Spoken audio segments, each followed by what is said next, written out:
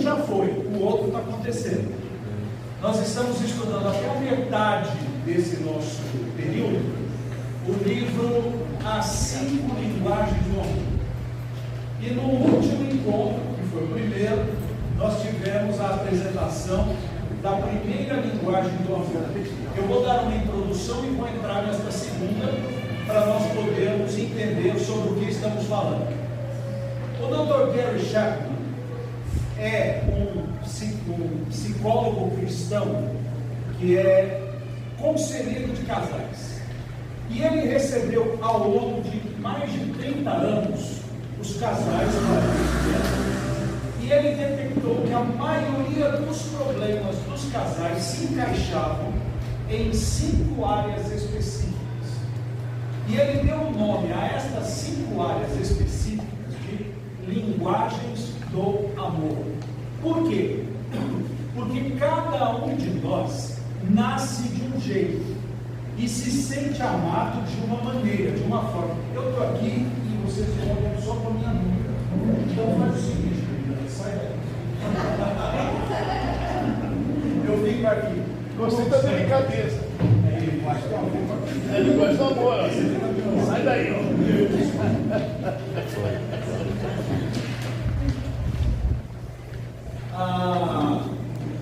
O Dr. Gary Chapman disse que nós somos dotados de 5 áreas através das quais nós nascemos com elas e através delas nós identificamos um gesto de amor. Por exemplo, eu sempre uso isso. O meu filho Josué, primeira coisa que ele faz quando acorda, ele corre para o meu escritório, pedir bênção e me abraçar, e me beijar e me apertar. Porque é o jeito dele se sentir amado e receber afeto. Se eu só disser assim, Deus te abençoe, Josué, ele fala, acho que o papai não gosta mais de mim. Agora, a Ruth, para ela dar um abraço, leva tempo. Ela chega, pensa, papai, eu falo, Deus te abençoe, minha filha, eu não vou ganhar um abraço. É diferente. Mas se eu gastar um tempo com ela, conversando, ouvindo as coisas da escola, ela sai se sentindo profundamente amada. A Dona Maria, com todas as suas peculiaridades, ela fala na cara assim, não vai me dar um presente? Eu quero um presente. Você pode dar tempo para ela, você pode abraçá-la, mas se não der um presentinho, ela não sentiu o afeto necessário. Então, dentro destas coisas, nós nascemos assim. Nós nascemos com um código que identifica o carinho e o amor. E o Dr. Gary Chapman descobriu que a maioria dos conflitos entre os casais é porque alguém que se sente amado com um toque físico, com um abraço, com um aconchego, recebia uma palavra bonita e isso não lhe satisfazia. Recebia um presente e aí ele até achava que estava sendo comprado pela outra pessoa. Então os conflitos surgiam justamente porque alguém falava um tipo de idioma e a outra pessoa falava outro tipo de idioma. E com base nisso ele construiu uma teoria, as 5 linguagens do amor. E nós estamos estudando em cada um dos nossos encontros uma destas linguagens. A primeira linguagem que nós estudamos é a seguinte: palavras de afirmação. Como que essa linguagem se identifica? Da seguinte maneira: eu me sinto amado se a minha pessoa amada me dá uma força, se ela me fala uma palavra bonita, se ela me incentiva, se ela me dá aquela dose de coragem para eu poder ir e vencer. Ela se sente amada assim. Então essa linguagem de palavras de afirmação faz com que escutar a outra pessoa falar consigo seja muito precioso. Palavras de afirmação. Ela não precisa muito de abraço, ela não precisa muito de presente, mas ela precisa que a outra pessoa lhe encoraje, lhe dê força. Há muitos maridos que dizem, olha, eu não venço na vida, que a minha esposa, ao invés de falar palavras boas para mim, ela só me deprecia. Ela só diz o quantos defeitos eu tenho, mas não é capaz de dizer, você vai sair, você vai vencer. Então eu me sinto desamado. Essa mesma esposa lhe dá muitos beijos e abraços, mas ele não identifica isso como amor, porque para ele a palavra de encorajamento vem antes. Essa esposa, ela dá tempo para ele, fica olhando para ele, essa coisa toda para ele, isso não vale nada, ele quer palavras de encorajamento. Essa é a linguagem dele. Nós, no último encontro, vimos os casos que o Dr. Gary apresentava a respeito deste assunto. E nós encerramos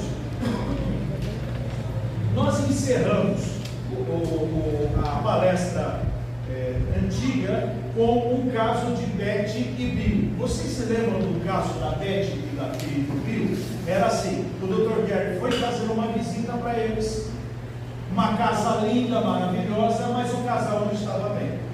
E aí ele quis saber por que eles não estavam bem, e a mulher disse para ele, olha, meu marido não dá tempo para mim, o meu marido não me apoia. E ele foi falar com o marido e disse, essa mulher nunca tem uma palavra positiva para mim, ela nunca identifica uma coisa boa que eu fiz, ela só lança em meu rosto coisas depreciativas, ou então não fala nada. Então os dois falaram com ele, e ele fez ali uma regrinha para os dois, para que eles testassem durante 2 meses, para ver os resultados. Então ele disse para a mulher, a senhora ao longo da semana vai ter momentos no dia em que vai dizer para ele sobre as suas virtudes, o quanto ele é precioso, o quanto ele é importante, e aí então a senhora vai dizer como é que são as coisas. E falou para ele também, você vai fazer a mesma coisa para sua esposa, dizer palavras afetivas, palavras que demonstrem o quanto você a ama, e essas coisas todas. Tudo bem? Tudo bem. Aí nós entramos na nossa de agora. 2 meses se passaram, e ele então liga para o marido, e aí, Bill, como é que está? Ah, mas está simplesmente maravilhoso. A minha esposa me fez sentir amado profundamente. Eu estou vivendo uma outra lua de mel. Está bom demais. Eu revivi. Ok, Bill, ótimo. Aí ele liga para a Beth. Beth, e aí? Doutor, está bom, né? Ele está feliz, então está bom. Isso aí, você? Eu vou levando, né? Porque na verdade, esse homem não tem tempo para mim. Eu falo as palavras, tudo mais, ele faz de tudo. Ele corta a grama, ele trabalha muito, ele cuida de mim, mas tempo para mim, ele não tem. Aí ele ligou para o Bill. Ô Bill, parece que a sua esposa não está bem, né? Ele disse, de fato eu não sei, eu acho que a sua receita não deu certo para ela. Aí o doutor disse assim, é porque eu errei a linguagem de amor dela. Ele falou, o que é isso? Ele nem sabia, porque essa teoria nem estava criada ainda. Ele disse assim, Bill, o que a sua esposa mais reclama? Ele falou assim, ela reclama que a gente não é mais como era namorado. Quem já namorou? Você quer saber como você descobre um casal de namorados e um casal de casados no restaurante? Quer saber? É assim, o casal de namorados está olhando um para a cara do outro, e o casal de casados só está comendo. Não é assim? É ou não é? Quando era namoradinho, passava até avanço, né? Direitinho, com o granado, passava o brilhantinho no cabelo, ia cheiroso, botava a roupa de missa para ele, né? Aquela bonitão, cheirava aquele encontro e desfrutava, nem estava vendo se era macarrão, se era pão com ovo e tubaína. Aliás, um amigo meu disse que para namorar tem que ser com pão com ovo e tubaína. Se não der certo, você gasta pão com ovo. Mas aí você nem percebe se é pão com ovo ou tubaína, se é macarrão, se é lasanha. Você está olhando para a sua beldade, e ela olhando para você, piscando e tudo mais. Tá bom, aí você casa. Vai para o mesmo restaurante, né? Senta na mesma mesa. E aí é o seguinte, agora fora, preciso ver as mensagens do celular enquanto estou na mesa. Eu preciso ver o que eu vou comprar no mercado, que está bom em casa. E eu acho que eu deixei a roupa fora lá, se chover, vai molhar tudo. E ele aqui liga para o amigo e diz: o negócio está engatilhado aí, será que amanhã ele vai dar um parecer? Vai e tal. Simplesmente eles estão de corpo presente e de mente ausente. É ou não é? Antes, quando namorados, a gente escolhia as palavras para falar, né? A moça olhava e falava assim: querido, diga a minha verdade. Uma nuvem escondeu a lua. É porque ela ficou envergonhada com a sua beleza. 10 anos depois de casado, querido, fala. Uma nuvem escondeu a lua. Não está vendo que vai chover, mulher? A mesma lua, uma nuvem parecida, mas uma situação completamente diferente. Então o Dr. Gary disse assim: viu? O que a sua mulher quer é tempo de qualidade. Aí ele disse assim: mas eu converso com ela. Como você conversa? Quando a televisão está ligada no jogo, ela está falando, eu estou olhando a televisão, mas eu. Peraí, e aí? Aí o doutor disse: esse tipo de atenção não satisfaz, porque ela quer atenção integral da sua parte, não um restinho, não um apêndice, não uma partezinha. Filho, fala para eles lá no derrubar, tá? Porque senão a gente não consegue se escutar. Para lá e começa aqui. Pede lá para mim. Já pediu? Pede para eles aquietar lá, senão a gente não consegue. Muito barulho, viu? Tem que abaixar o barulho aí, senão a gente não aguenta. O que a sua esposa quer é andar na pracinha de novo. O que ela quer é sentar ao seu lado e olhar para você. Quer uma conversa, não uma receita. Tempo de qualidade. Há pessoas que só se sentem amadas se você der um tempo exclusivo para ela. Há membros da igreja que só se sentem amados pelo pastor se o pastor der um tempo exclusivo para ela. O pastor prega, o pastor leciona, o pastor vai às necessidades de visitação, hospitais, etc. Mas a pessoa diz: o pastor não gosta disso. Mas por quê? O pastor nunca parou para conversar comigo e nunca fez uma visita para mim. Qual é a linguagem de amor dessa pessoa? Tempo de qualidade. Tempo de qualidade é o que ela quer. Quem aqui se identifica com essa linguagem? Que só se sente amado quando o outro lhe dá uma atenção exclusiva. Quem se sente amado desse jeito? Pode se pregar, não tem problema. Levanta a mão que não tem problema. Muito bem.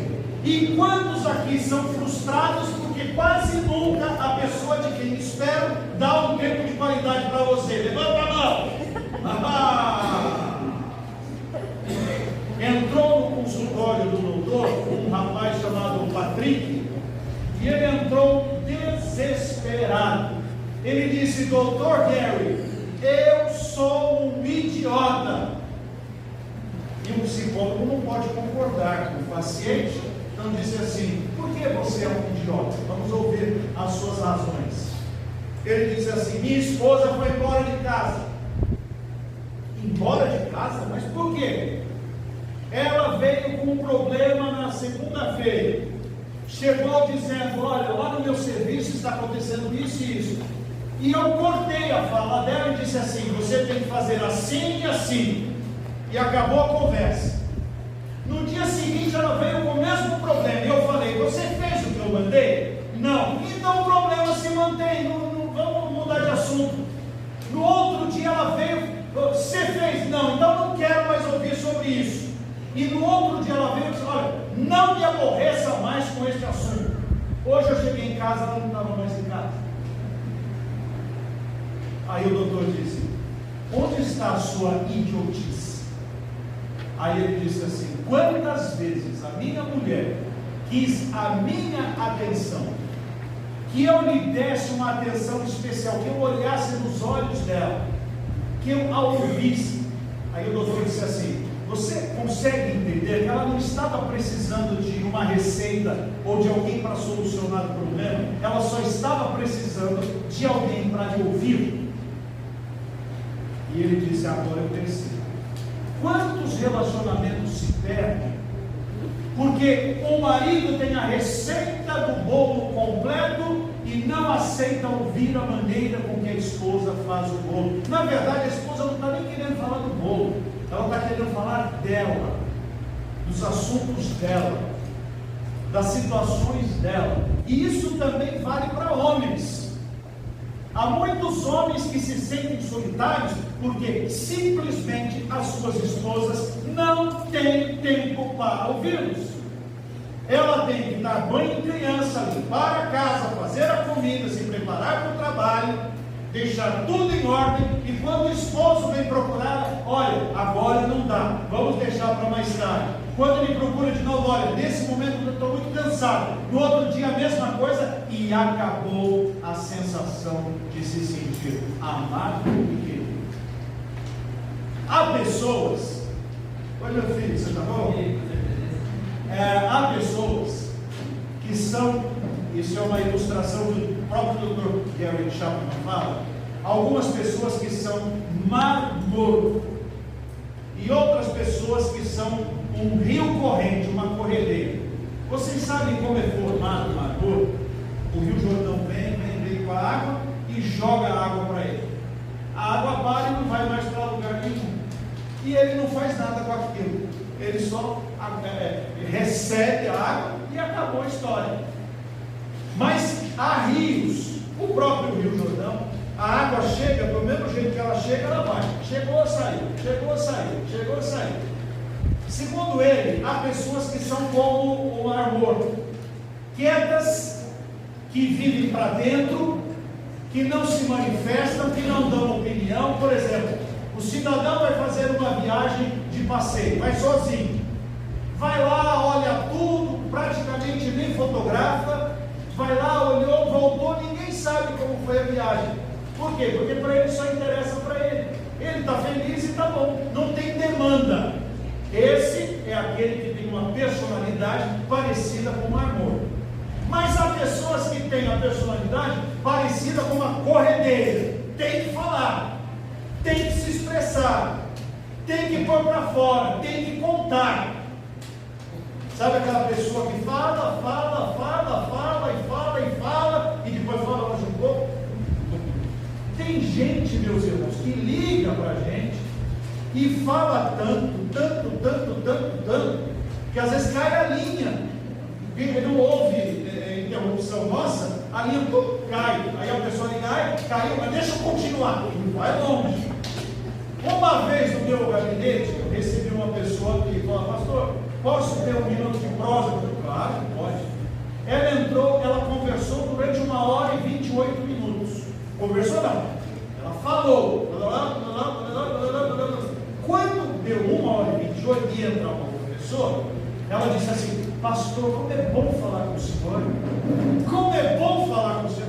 E eu pensei que comigo eu não falei nada, porque na verdade ela não estava procurando uma conversa, ela estava procurando alguém para ela pôr para fora.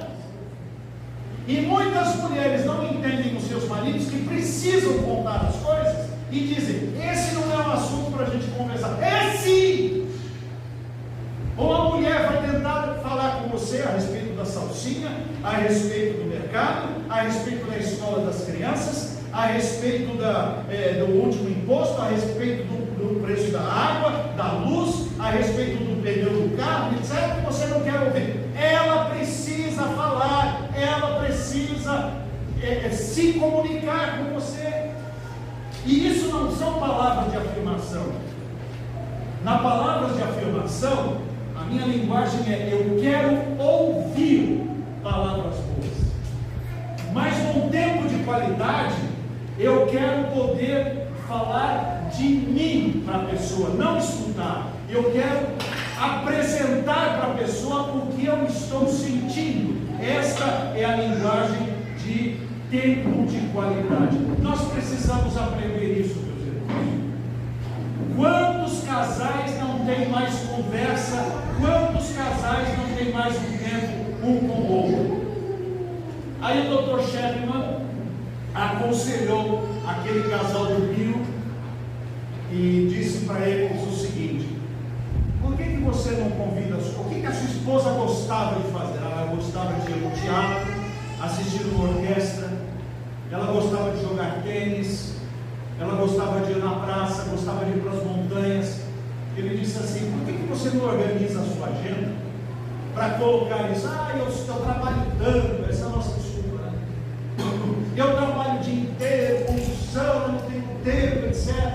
É verdade, mas quando a gente quer, a gente arruma tempo.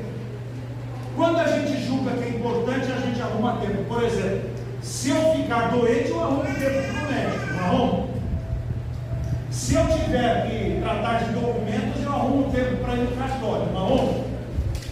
Se eu tiver um time de futebol e tiver um lugar próximo para ir, eu tiver um recurso, eu arrumo tempo para ir, não arrumo? Se eu tiver alguma manifestação política nestas polarizações, eu não arrumo tempo para ir? E por que eu não arrumo tempo para gastar no amor com o meu cônjuge? De desfrutar de um tempo de qualidade com o meu cônjuge. Isso é fundamental. A minha Ruth, se eu gastar um tempo com ela, o tanquinho de amor dela fica carregado. E nós devemos detectar no nosso cônjuge um pedido de socorro, porque às vezes está acendendo o sinal amarelo do semáforo, está acendendo dizendo assim: é já que vai ficar vermelho. Ele já falou que vai embora, ela já falou que vai embora. É hora de corrigir, é hora de consertar, é hora de acertar os pontos. Nós precisamos descobrir de que maneira suprir as necessidades de amor do nosso cônjuge. Então é assim: quem aqui sente que tem como linguagem de amor o tempo de qualidade? Por exemplo, eu me lembro na porta da igreja, havia uma irmã que estava com dor nas costas. E ela, na hora de cumprimentar, pastor, o senhor ora pelas minhas costas, que as minhas costas não estão bem? Eu falei assim: meus irmãos, só um minutinho, vem cá, eu vou orar pela senhora agora. Orei por ela, essa irmã, o olho dela brilhou, ela foi embora. No domingo que vem, quando ela passou, eu me lembrei das costas dela e disse: irmã, como é que estão as suas costas? Ela disse: o senhor lembrou das minhas costas? Eu disse: eu lembrei. Pastor, o senhor é a primeira pessoa que se preocupa comigo. Há um tempo atrás, um conhecido de infância, eu descobri, ele está morando lá no fim dos Estados Unidos, lá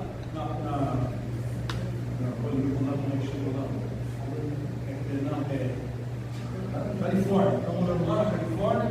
E eu descobri, fui falar com ele falou que o filho dele estava com algum problema. Aí 2 meses depois eu mando uma mensagem para ele: como é que está o seu filho? Ele disse: o quê? Você se lembrou do meu filho? Claro, você falou dele, tudo. Como é que estão as dores nas costas dele? Ele ficou com uma gratidão tão grande que queria me dar uma diária num sítio que ele tem aqui para eu passar um fim de semana com a família. Eu falei: não, eu não estou querendo isso. Mas tal foi a gratidão que ele teve. Vou contar uma outra história para vocês, aconteceu há mais ou menos uns 30 anos atrás, lá na Carolina do Norte.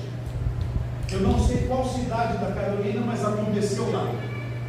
Havia um entregador de pizzas que tinha a última pizza para entregar. Estava quase 11 horas da noite.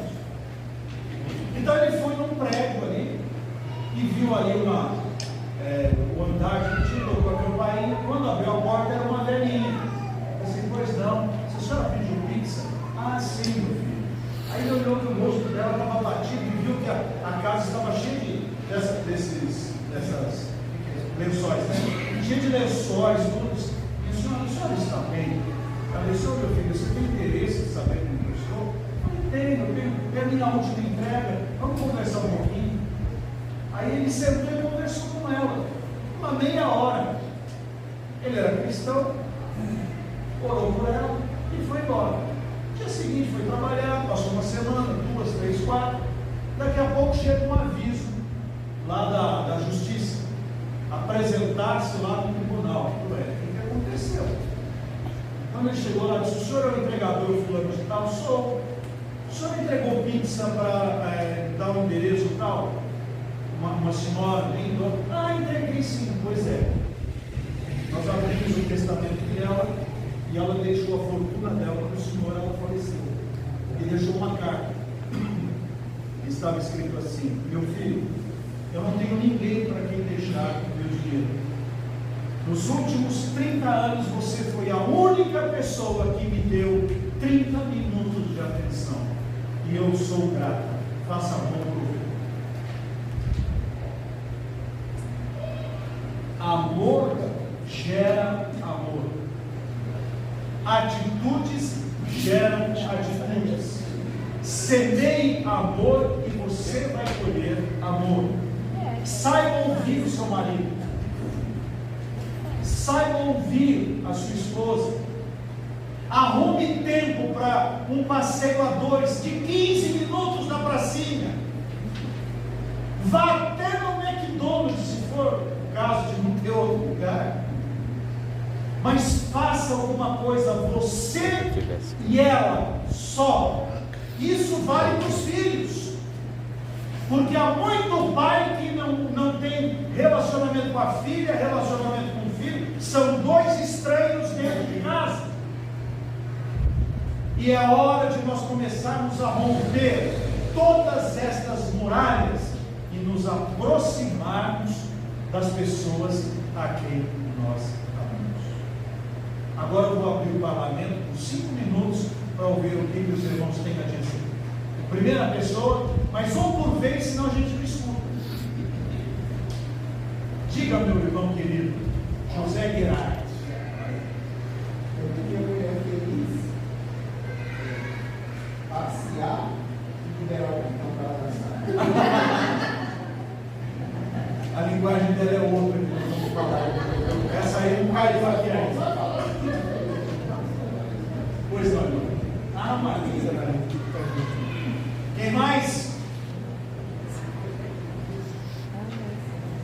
Ninguém mais? Tá? E o seu esposo gosta de passear só com a senhora?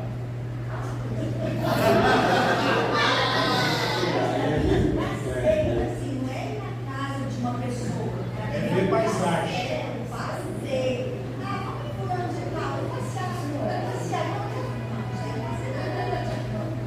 Acontecem umas loucuras, né? Essa aqui eu, éramos noivos, acabou o culto, acabou cedo, não tinha filho, não tinha nada, né? Falei assim: querido, vamos fazer uma loucura? Vamos. Sabe o que nós fizemos? Descemos a serra e fomos comer isca lá na beira da praia de São Vicente. Comemos mais que subimos. Loucura de namorado. Casados, ele não, o dinheiro do pedágio não dá, a isca deve ser resto, as crianças têm que estar preparadas para a escola e não sei o que, que coisa difícil, né? Coisa difícil. Fala, irmão Altamiro. Eu já falei na reunião, mas tem pessoas que estavam trazendo, né? Porque querem repetir.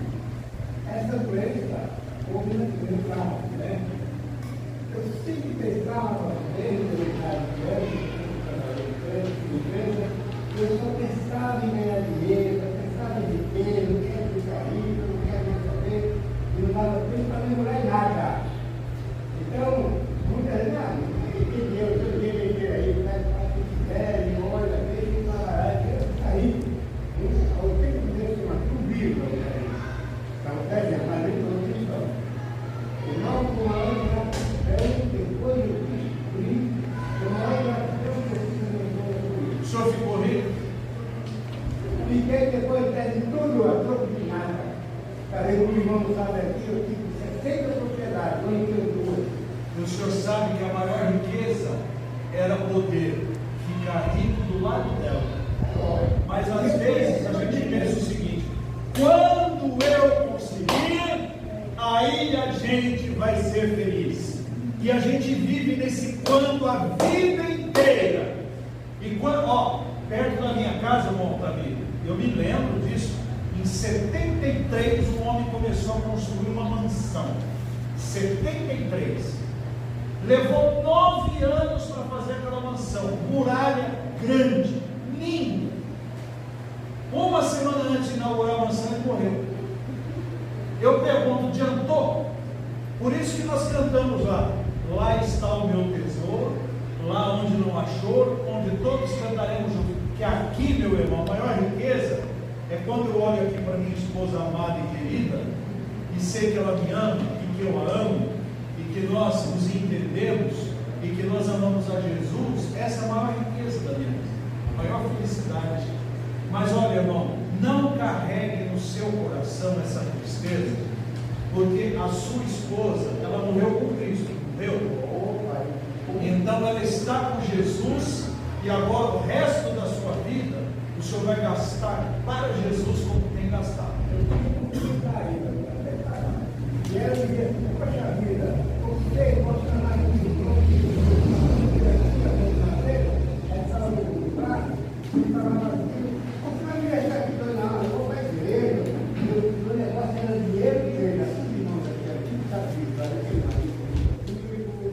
sabe isso, meu negócio era ir lá em casa, você gosta mais de mim, que ele lá, eu não queria nem saber, era igreja e dinheiro, era essas coisas, mas sempre tinha tudo para mim. Mas agora ela chorando, eu estou muito carinho, eu estou muito na mão. Ela chorando com o irmão, olha, muito irmão. Mas depois, antes ela veio realmente uma solução. O senhor ainda teve um tempo bom com ela? Opa, 30 anos.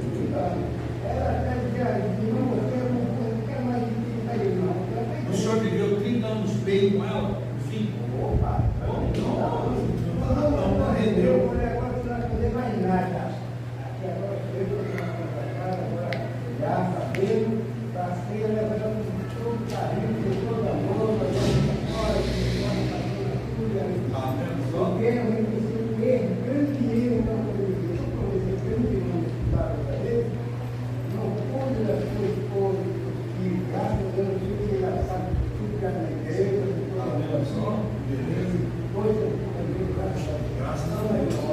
E a sua esposa está com Jesus. a gente só vai saber depois que a gente É verdade. Por isso vale a pena pôr em prática agora, não vale? Então, eu espero que essa palavra tenha sido boa e agora vamos começar a praticar. Vou passar a palavra para minha esposa e ela vai fazer uma dinâmica